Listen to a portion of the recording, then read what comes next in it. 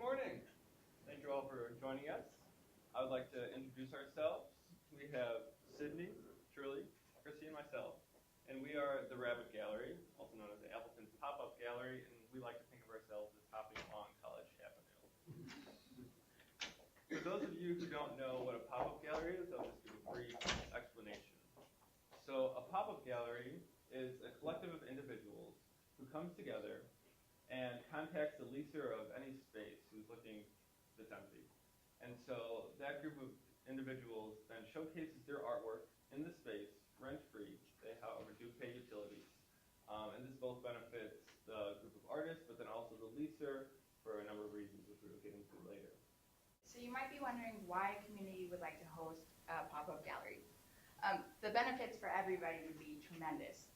For the storefront owners, our group would, first of all, clean up their shop. We'd do any minor repairs, maybe repaint if need be.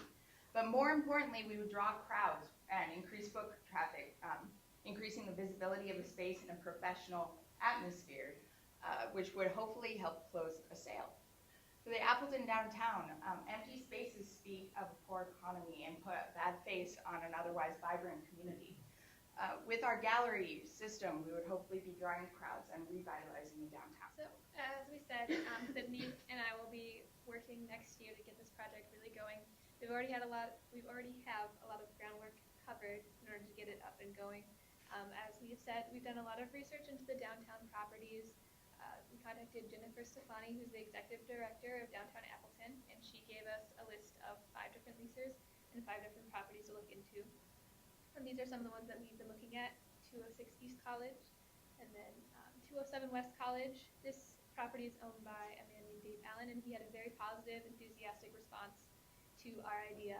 So we're very excited to be working with him. This is one of the properties we're really considering. We're also looking at 210 West College. The location is really ideal. It's right next to the Copper Rock and right across from the Radisson, which would be a really good foot traffic area. Also, the space itself is pretty clean, and we probably wouldn't have to do too much renovation work to set it up as a gallery.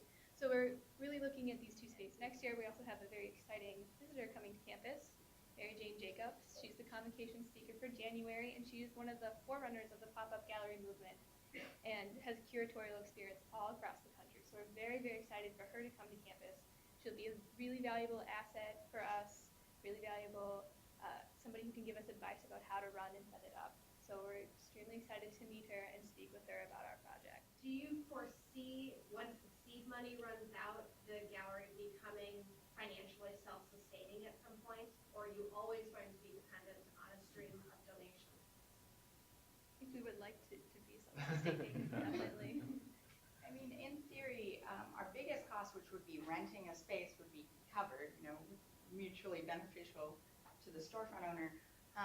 We hope that after we get a seller's permit, if we're taking a 10% commission, or if there's a lot of interest in the community, we'd be able to run off of donations and grants. Really, our biggest fees are going to be utilities and hiring gallery guards and insurance, but fingers crossed that will be covered too.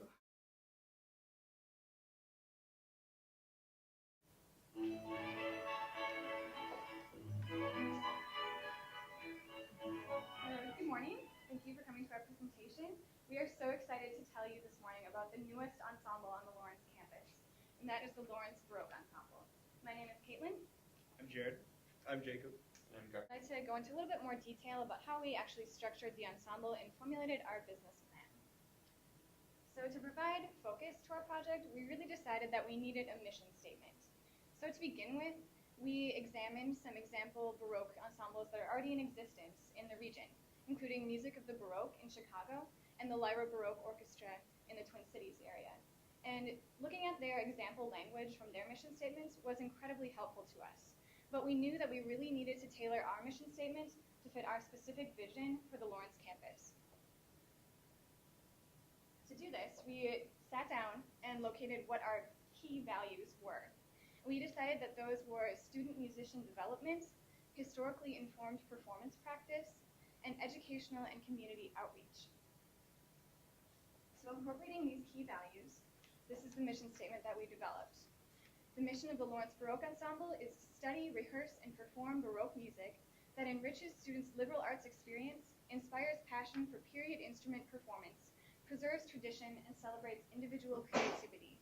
Lawrence Baroque connects audiences to history through unique concert experiences, community education, outreach, and access for all. And on the handout that's going around, we also outline a purpose statement, which goes into a little bit more detail to discuss how we actually would execute the broader goals that we include in our mission statement. And there were 4 specific people that were really key in helping us to structure our vision for the ensemble.